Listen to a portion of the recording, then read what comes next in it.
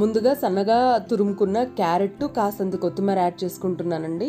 తర్వాత ఇందులో చాలా చిన్న చిన్న ముక్కలుగా కట్ చేసుకుని ఒక పెద్ద ఆనియన్ని కూడా వేసుకుంటున్నాను. వీటితో పాటుగా మనం ఇందులో కొంచెం చిన్న చిన్న ముక్కలుగా కట్ చేసుకుని ఒక పెద్ద టమాటాను కూడా యాడ్ చేస్తున్నానండి. హాయ్ అండి, welcome back to our channel. నేను మీ దేవి సుబ్రహ్మణ్యం. ఇప్పుడు ఇందులో కొంచెం కారం, ఉప్పు కూడా యాడ్ చేసుకుంటున్నాను. యాడ్ చేసుకున్న తర్వాత మనం ఈ ఇంగ్రీడియంట్స్ని ఒకసారి కలుపుకుందామండి. ఈ విధంగా ఒకసారి కలుపుకోవాలి. బాగా కలుపుకున్నట్లయితే టేస్ట్ అనేది బాగుంటుందండి. ఈవినింగ్ స్నాక్స్గా ఈ రెసిపీ అనేది చాలా బాగుంటుంది. మనం స్టవ్ ఆన్ చేసి కుక్ చేయడం ఇవంతా పని ఉండదు. ఈ వెజిటేబుల్స్ అన్ని కట్ చేసుకున్నట్లయితే చాలా ఈజీగా ఒకసారి కలుపుకుని మనం సర్వ్ చేసేయడమే. ఇప్పుడు ఇందులో కొంచెం మరమరాలు యాడ్ చేసుకుంటున్నానండి. ఒక పావు కప్పు వరకు మరమరాలు యాడ్ చేసుకున్నాను.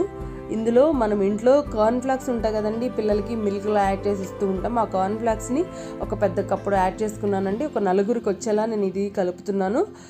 అదేవిధంగా కాస్తంత చాట్ మసాలా, కొంచెం వేయించి పెట్టుకున్న వేరుశనగ పప్పుని కూడా యాడ్ చేసుకుంటున్నాను. యాడ్ చేసుకుని ఈ విధంగా బాగా కలుపుకోవాలి.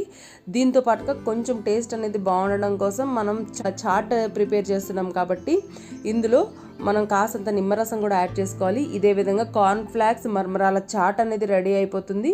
ఇది ఈవినింగ్ టైంలో చాలా బాగుంటుందండి. పిల్లలు, పెద్దవాళ్ళు కూడా చాలా ఇష్టంగా తింటారు. చాలా ఈజీగా అనేది మనం ఇది రెడీ చేసుకోవచ్చు. ఈ విధంగా ఒకసారి కలుపుకున్న తర్వాత మనం వెంటనే సర్వ్ చేయాలండి. కలిపి పెట్టుకున్నట్టయితే ఇది టేస్ట్ బాగుండదు. ఎంత కలిపిన వెంటనే ఎంత త్వరగా మనం సర్వ్ చేస్తే అంత టేస్ట్ అనేది బాగుంటుంది. ఈవినింగ్ స్నాక్ రెసిపీ అనేది చాలా ఈజీగా చేసుకోవచ్చు. మీకు ఈ వీడియో నచ్చినట్లయితే లైక్ చేసి, షేర్ చేసి, సబ్స్క్రైబ్ చేయడం మర్చిపోవద్దు. నేను మీ Devi Subrahmanyam. Thank you for watching.